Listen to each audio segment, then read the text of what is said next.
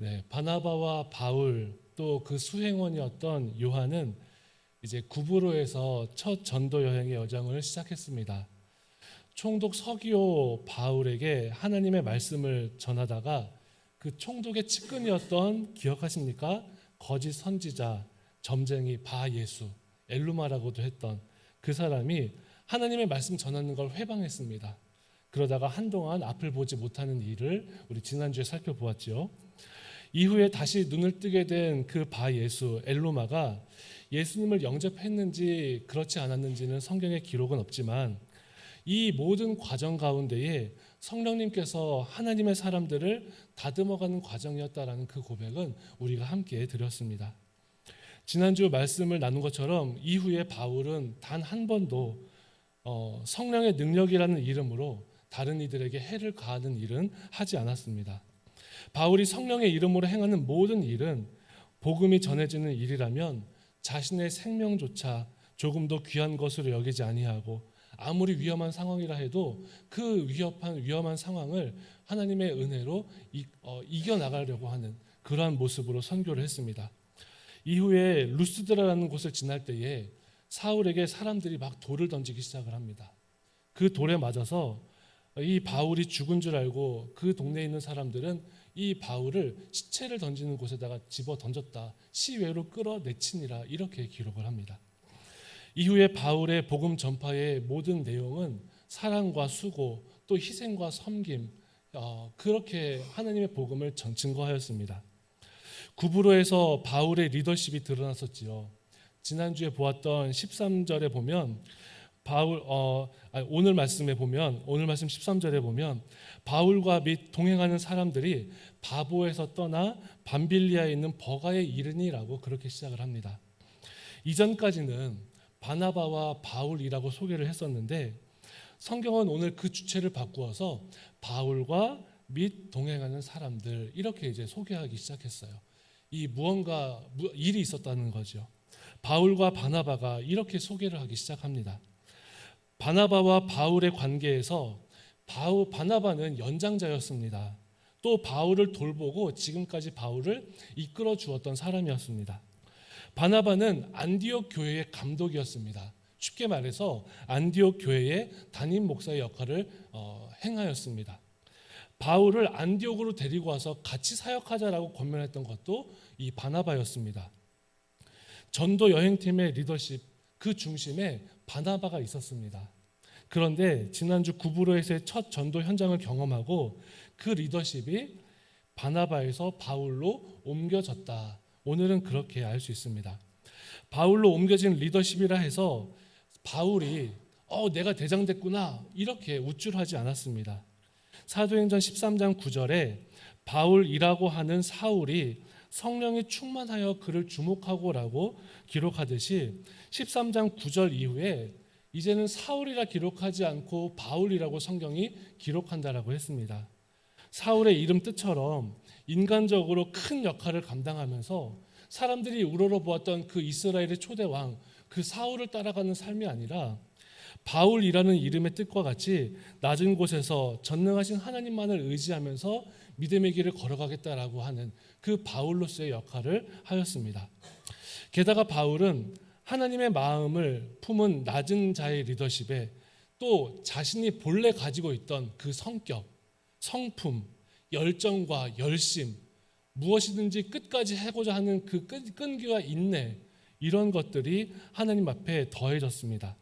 이러한 바울의 모습이 전도 현장에서 드러나면서 상대적으로 조금 점잖아 보여지는 바나바는 바울을 뒤에서 지원하는 역할을 하게 되었습니다. 세상적으로 누가 리더인가 누가 대장인가 하는 그런 싸움이 아닌 하나님의 복음이 전해지도록 쓰임받는 사람들이 협력하였다라는 그 모습을 오늘 성경에서는 바울과 및 동행하는 사람들이라고 그렇게 기록한 것입니다. 이 모든 것이 성령 하나님의 역사입니다. 또 성령 하나님의 인도하심이고 다스리심입니다. 여러분, 지중해를 가로지르면서 파도를 헤치고 이 구브로에서 버가로 가는 그 배에서 바울은 어떤 생각을 했을까요? 파도가 치고 바람이 불고 망망대해를 건너면서 아마 복음의 현장에서 자신이 쓰임받는 그 순간들을 기억할 때에 17년 전 자신을 다메섹 도상에서 하나님의 사람으로 불러주신 그 주님을 떠올리지 않았을까요? 17년 전에 택한 나의 그릇이다 이렇게 부르시면서 나를 부르셨던 그 주님의 음성이 다시 들리지 않았겠습니까? 그 음성이 오늘 이렇게 응답받았구나. 지금 내가 그 주님의 음성처럼 쓰임받고 있구나. 그렇게 고백하지 않겠습니까? 하나님의 사랑으로 충만한 사람이 사랑의 통로가 되어서 안디옥에서 구브로로, 구브로에서 밤빌리아로 하나님의 사랑이 흘러가는 데 쓰임받고 있습니다. 사랑하는 성도 여러분, 여러분의 그때는 언제이십니까? 바울과 같이 우리 주님의 깊은 만남을 갖고 부르심의 사명에 응답하며 눈물 흘리셨던 그때는 언제이십니까? 그 장소, 그 시간, 그 눈물의 기도 여러분 다 기억하시지 않습니까? 나에게 들렸던 그 주님의 음성을 다시 한번 기억하는 시간이 되십시오. 그때 주신 하나님의 음성은 지금도 변치 않는 것을 믿습니다. 변치 않음이 확실합니다. 그때나 지금이나 우리 하나님은 나를 통해서 주님의 뜻을 이루어가기를 원하신다라는 것.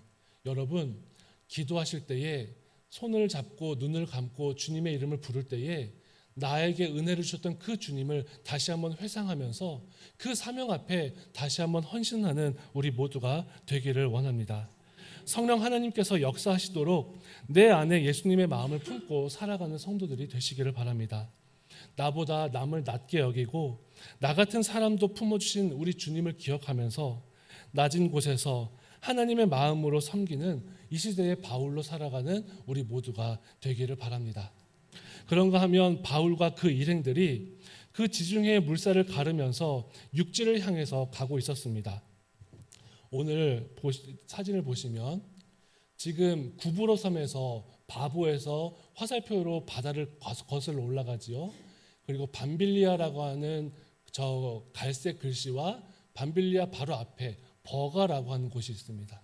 오늘 이 사도 바울은 구브로 바보에서 배를 타고 버가로 가고 있었습니다. 그들이 향한 곳은 밤빌리아 지방의 버가라는 도시였습니다. 그런데 여러분, 이 버가에 도착한 이후에 오늘 성경에 바울과 바나바의 수행원으로 소개되었던 마가 요한이 그 이유를 밝히지도 않은 채 되돌아가 버리고 마는 그런 이야기가 기록됩니다. 그것도 그 전도 여행팀이 출발하였던 안디옥이 아니라 자기의 집이 있는 고향 예루살렘으로 돌아갔다라고 성경은 기록합니다. 나중에 그 요한이 되돌아간 이 사건으로 인해서 바나바와 바울이 서로 다투면서 이 전도 여행을 따로따로 가는 그런 일이 벌어집니다. 그렇기 때문에 그 상황을 미루어 짐작해 보면 오늘 본문에 마가 요한이 예루살렘으로 돌아간 것은 무언가 서로 간에 합의를 맞추고 동의를 구하고 일어난 사건이 아니라 무언가 어딘가 일방적인 일이었고 아마 그 전도 여행팀에 무단 이탈까지 하였던 것임을 짐작할 수 있습니다. 마가는 믿음의 가정에서 자랐던 사람입니다. 기억하시지요? 안디옥에 와서 안디옥 교회의 교인이 되었고 또 첫 번째 전도 여행팀의 수행원으로 파송되었습니다. 누가 보아도 당시의 안디옥 교회에서 믿음하면 그래 마가지 요한이지 이렇게 할 만큼 아마 뛰어났던 청년, 그렇게 믿음 좋은 청년 아니었겠습니까? 그리고 마가 요한은 바나바의 사촌 동생이었습니다.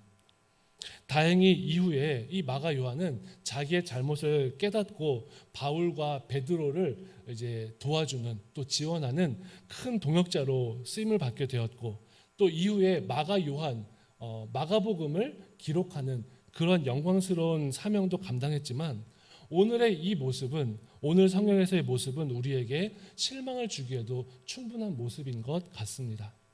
크게 쓰임받은 이후에 마가복음까지 기록했던 그 위대한 사도였다 하더라도 보잘것없는 평범한 사람 중에 한 명이었다라는 것을 오늘 우리는 깨달을 수 있지요. 또한 여러분, 과거에 너무나 부족하고 못난 모습이 있는 사람이라 할지라도 끝까지 하나님께서 그를 부르시고 또 끝까지 그 연약한 사람을 안아주시는 하나님의 은혜가 있음도 우리는 발견할 수 있습니다.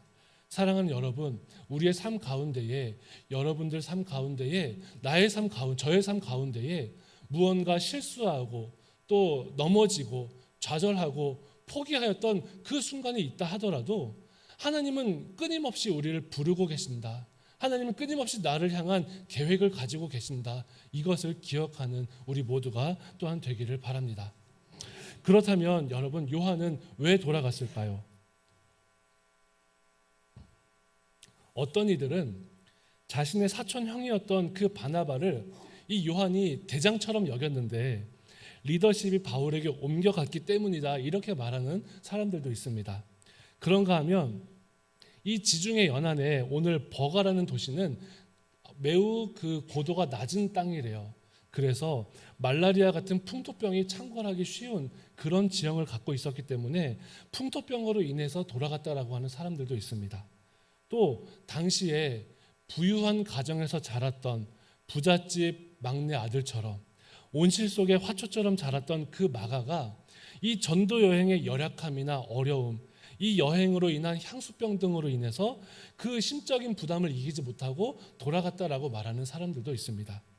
그런데 어떤 것이 이유다라는 것은 중요한 것이 아니지만 오늘 본문을 통해서 우리는 또 다른 이유를 하나 더 발견할 수가 있습니다.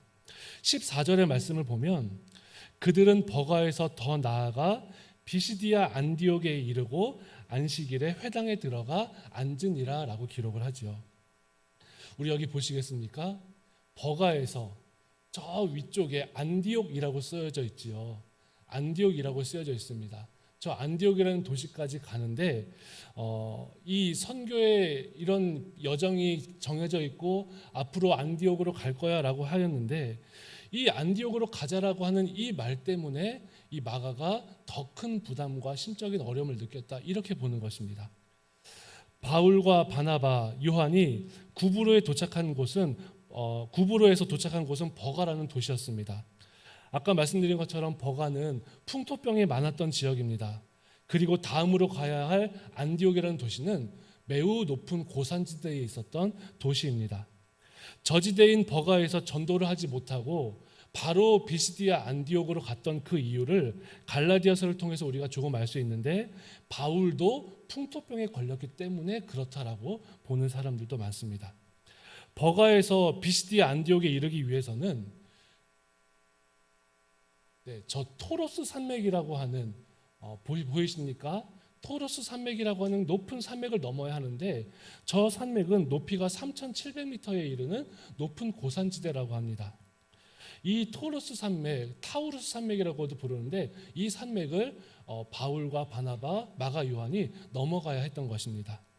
풍토병으로도 힘들고 너무나 고된데 앞에 너무나 큰 산맥이 가로막고 있는데 바울이 풍토병에 걸려서 거의 쓰러져 죽을 지경이 되니 다른 지역으로 옮기자라고 하면서 가자고 하는 곳이 바로 저 산맥 위에 있는 도시 안디옥, 비시디아 안디옥이라는 것이죠. 저도 예전에 그 단기 선교를 통해서 북인도의 히말라야를 한번 간 적이 있습니다.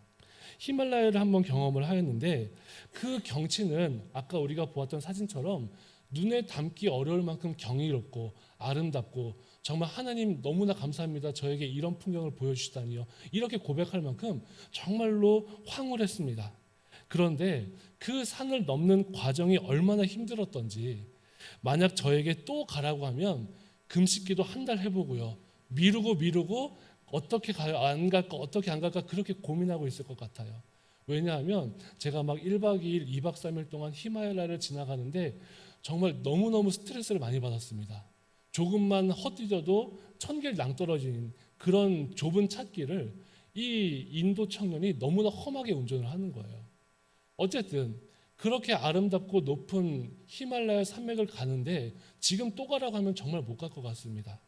그 정도로 힘들었는데 마가의 입장에서 생각을 해보면 큰 어려움 없이 유복한 가정에서 자라나다가 그렇게 믿음 생활하면서 신실한 믿음을 가졌지만 안디옥 교회에서 출발하여서 실루기아에서 배 타고 구브로에서 횡단을 200km 하고 또 다시 배 타고 밤빌리아 버가 걷기가 얼마나 힘들었을까, 또 배멀미는 얼마나 심했을까, 출발할 때 예상보다 얼마나 힘든 여정을 소화했을까, 이 마가의 심적 부담은 점점 커져갔을 것입니다. 버가에 도착하니 그 앞에 그 3,000m가 넘는 험산 줄령이 막고 있는 것입니다. 2000년 전 도보로 산맥을 넘는다라는 것은 아마 유복한 가정에서 자랐던 젊은 청년에게는 기가 질릴 만한 일이었을 것입니다. 그러면서 리더십에 대한 불만이나 아까 우리가 살펴보았던 풍토병이나 또 전도 여행의 이 열악함과 부담감, 이 모든 것들이 복합적으로 그에게 다가오지 않았을까? 마가는 안디옥 교회에서 수행원으로 선정되어서 전도 여행팀에 함께 출발했습니다. 안디옥 교회가 금식하면서 기도할 때 안디옥 교회 교인이었던 그 마가 요한이 함께 기도했던 것은 자명한 일입니다. 교회가 선교사를 파송하면서 기도할 때 얼마나 간절하게 기도했겠습니까? 그런데 마가는 자신의 앞에 놓였던 그 큰 문제와 부담 앞에 자신이 기도했던 그 기도의 은혜를 잠시 잊고 말았습니다. 사도행전 13장 5절에 보면 요한을 수행원으로 불렀다라고 그렇게 기록을 하는데, 여기에 나오는 그 수행원이라고 하는 그 말은 헬라어로 휘페레테스라고 합니다. 휘페레테스, 그 휘페레테스의 뜻은 배 아래에서 노를 젓는 사람이라는 뜻입니다. 배 밑에서 노를 젓는 그 노예는 자신이 어디로 가야 하는지에 대한 결정권이 있지 않습니다. 휘페레테스, 배 밑에서 노를 젓는 그 노예는 그 바깥에 있는 바다의 아름다운 풍경이 보이지도 않습니다. 배 밑에서 노를 젓는 그 노예는 자신에게 주어진 그 임무, 노를 젓는 일에 충실할 뿐입니다. 마가의 역할이 바로 그 휘페레테스와 같은 역할이었다고 합니다. 버가 다음으로 가야 할 곳이 어디인지 마가는 결정할 수 있는 소관이 아니었습니다. 어디를 가든지 성령 하나님이 이끄시는 그곳을 다해 최선을 다하여서 함께 협력하고 지원하는 일을 해야 했습니다. 그러나 그 타로스 산맥을 넘어 있는 그 비시디아 안디옥에 갈 그 생각을 하면서 눈앞에 있는 그 산맥에 압도되어서 자신이 휘페레테스, 하나님 앞에 부름받은 사람인 것을 잃어버리고 잊고 말았습니다. 사랑하는 여러분, 우리도 하나님의 은혜와 사명으로 살아가는 사람이라고 고백을 합니다. 우리가 잠시라도 하나님 앞에 휘페레테스임을 잊어버린다면, 지금 내 삶이 힘들고 어려운 상황 가운데에 하나님이 함께하고 계신 휘페레테스의 삶인 것을 잊고 산다면 하나님의 사람으로 쓰임받기는 어려울지도 모릅니다. 타로스 산맥에서 전도 여행을 포기하고 돌아갔던 마가 요한은 바나바와 바울에 비해서는 참으로 연소했던 사람입니다. 젊은 청년이었습니다.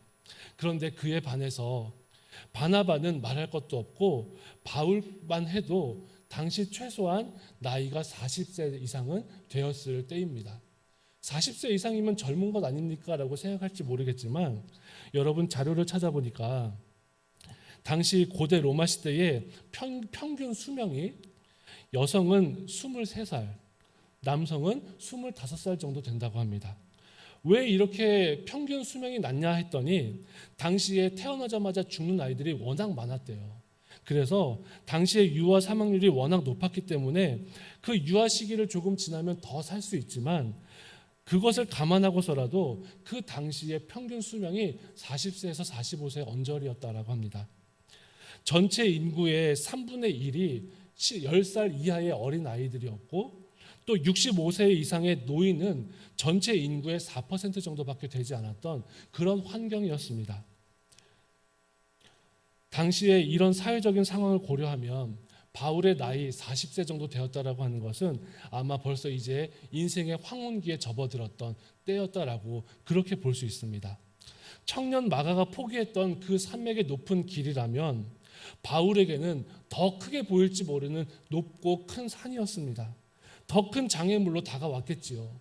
저렇게 젊고 쌩쌩한 청년이 포기할 만한 그런 길이라면 그 사도 바울과 바나바는 얼마나 부담이 되었겠습니까? 그러나 바울은 끝까지 그 타루스 산맥을 넘고 그 사명을 감당할 수 있었습니다. 그렇게 감당할 수 있었던 것은 자신을 향한 하나님의 사랑을 잊지 않았었기 때문에, 또 나를 향한 하나님의 사랑 앞에 내가 휘페레테스, 배를 젓는 그 노예와 같은 하나님의 은혜를 입은 사람이었다라는 것을 잊지 않았기 때문입니다. 바울은 오늘 우리가 읽은 금주의 말씀 있죠. 고린도전서 4장 1절과 2절에 사람이 마땅히 우리를 그리스도의 일꾼이요 하나님의 비밀을 맡은 자로 여길지어다. 그리고 맡은 자들에게 구할 것은 충성이니라. 이렇게 고백하였는데, 여기에 나오는 일꾼이라는 말이 마땅히 우리를 그리스도의 일꾼이라고 말하는 그 일꾼이라는 말이 휘페레테스입니다. 바울이라고 왜 두렵지 않았겠습니까? 바울이라고 왜 힘들지 않았겠습니까? 바나바는 얼마나 더 힘들었겠습니까? 그러나 아무리 험하고 높은 산맥이 있다 해도 바울은 그 산맥을 보지 않았습니다. 바울은 그 높고 위협이 있는 그 산맥 앞으로 갔을 때에 아무리 험한 위협과 알 수 없는 고난이 있다고 해도 바울은 그 위협과 고난을 바라보지 아니하고 자신을 부르시고 자신에게 은혜를 주셨던, 나에게 복음 전파의 사명을 주셨던, 17년 전에 택한 나의 그릇이라고 나를 부르셨던 그 주님을 바라보았습니다. 사랑하는 여러분, 하나님이 끝없는 사랑으로 바울을 부르시고 구원하시고 은혜를 주셨다면 바울은 충성을 다하여서 하나님 앞에 응답하였습니다. 단 한 번도 자신이 하나님 앞에 휘페레테스라는, 내가 하나님 앞에 일꾼이라는 그 사명을 잊지 않았기 때문에 하나님의 부르심 앞에 위험한 순간과 죽음의 순간까지도 기꺼이 받아들일 수 있는 믿음의 삶을 살아갔습니다. 이후에 자신이 순교를 당하는 그 순간에도 나를 부르셨던 하나님에 대하여서 깨어 있으므로 이 땅에서의 삶은 순교로 마무리 지을지언정 그 삶을 재료로 하나님이 쓰신 그 수많은 성경과 사역을 통하여서 지금도 하나님의 사랑과 생명으로 쓰임받고 있는 바울이지 않겠습니까? 사랑하는 성도 여러분, 제가 사랑하고 존경하였던 한 집사님이 계십니다. 용산에서 사역을 할 때 이제 홀로 지내셨던, 노부모님을 모시면서 홀로 지내셨던 한 집사님이셨습니다.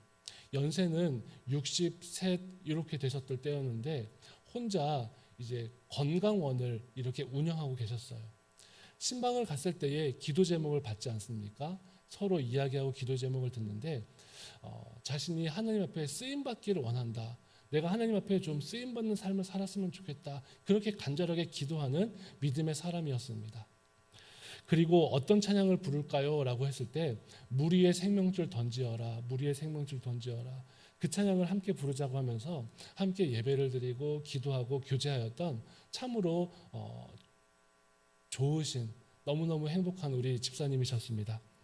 그런데 이제 그 집사님께서 이제 당시에 교회가 파송하였던 선교사님, 단독 파송으로 선교지를 5군데를 섬기고 있었는데 그 중에 이제 아프리카에 이제 선교사님을 이제 20년 전에 보내고 교회가 계속해서 기도하고 있었는데 그 선교사님이 자신의 생활을 이제 정리를 좀 하고 내가 하나님께 쓰임 받기를 원한다라고 하면서 평신도 선교사로 이제 헌신하시기로 하신 거예요. 그래서 우리 성함은 이제 조두연 집사님이셨는데 조 집사님께서 선교사로 나가시겠다 이렇게 결단하시고 이제 총회에서 훈련도 받으시고 또 이제 그 선교의 날이 되었습니다. 제 기억에 3월 달에 선교에 이제 출발을 하셨어요. 탄자니아에 있는 이제 선교사님께 그래서 인천공항에 나가서 마중도 해드리고 배웅도 해드리고 기도도 해드리고 그렇게 했습니다. 이 조 집사님께서는 평소에 좀 심장이 좀 약하셨습니다. 그런데 3월에 나가셨던 분이 8월 달에 다시 귀국을 하셔야 되는 상황이다라고 하시는 거예요. 8월 달에 귀국을 하셨는데 아니나 다를까 약했던 심장이 문제가 일으켜서 생사를 오고 가는 힘듦과 어려움 가운데 있었습니다. 돌아오시자마자 삼성병원에 입원을 하고 삼성병원에서 2주간 투병을 하시다가 돌아가셨어요. 그래서 얼마나 마음이 아픈지, 얼마나 슬픈지. 그런데 조 집사님 삼성병원에서 신방을 갔을 때 하시는 고백이, 목사님, 그때 이제 제가 막 목사 안수를 받았을 때인데, 목사님 저 너무너무 행복합니다. 제가 하나님께 잠시지만 그 서너 달 쓰임 받을 수 있었던 게 너무너무 좋습니다. 제가 어느 친구 이발을 하려고 가는데 그 이발하려고 하는 친구를 도와주고 이발을 돕고 또 그 친구들에게 함께 마사지를 해주고 아프리카의 아픈 이들에게 마사지를 해주고 저 너무너무 행복했습니다. 그렇게 고백을 하시는 거예요. 그러면서 하나님의 부르심을 받으셨습니다. 홀로 계시는 어머님이 계셨고요. 자신이 행하던 것을 모두 다 정리하셨는데 그렇게 쓰임을 받으면서도 하나님께 조금도 아쉬운 게 없습니다. 하나님께서 다 책임져 주실 것입니다. 그렇게 믿음으로 고백하시면서 하나님의 품에 안기셨습니다. 사랑하는 여러분, 오늘 우리의 이 말씀을 통해서 우리는 귀한 교훈을 깨달을 수가 있습니다. 어떤 상황 가운데에서도 자신과 함께하고 계신 하나님을 믿고 신뢰할 수 있는 그 사람만이 하나님의 사랑과 생명을 우리의 삶 속에서 은혜로 전하면서 살 수 있다라는 것입니다. 하나님의 동행하심을 믿고 고백하고 전하는 믿음의 삶을 우리 모두 살아갈 수 있기를 바랍니다. 요동치는 바다 물결과 같은 그런 삶이 아니라 하나님이 나를 부르셨다라고 하는 휘페레테스의 삶, 마가 요한은 바나바와 바울을 지원하였지만 지금 이 시대를 살아가는 우리 모두는 하나님의 나라와 하나님의 복음을 위해서 휘페레테스의 삶을 살아가야 하지 않겠습니까? 요동치는 바다 물결과 같이 흔들리는 믿음으로 살아가는 그런 그리스도인이 아니라 기품이 있는, 정함이 있는, 흔들리지 않는 하나님 앞에 아무리 높은 험산 줄령이 있다 하더라도 그 산을 향하여서 발걸음을 뗄 수 있는 우리 모두가 되기를 바랍니다. 우리 함께 이 마음으로 함께 기도하며 나아가기를 찬양하며 기도하기를 원하는데요. 우리 함께 내가 매일 기쁘게 순례의 길 행함은 우리 다 같이 자리에서 일어서서 함께 힘차게 찬양하면서 하나님 앞에 변함없는 삶을 살아가기로 다짐하는 우리 모두가 되기를 원합니다.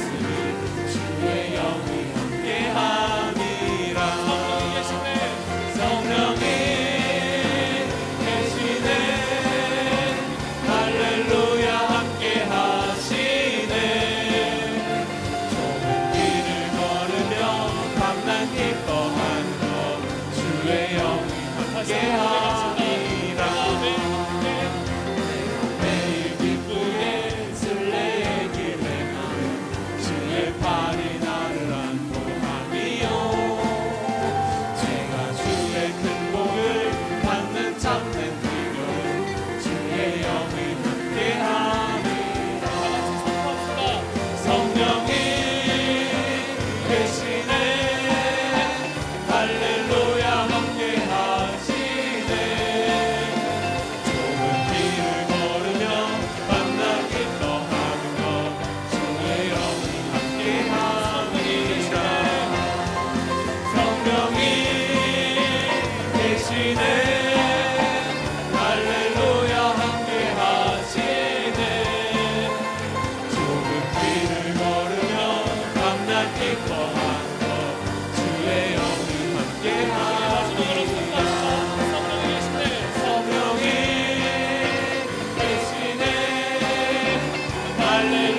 함께 하시네.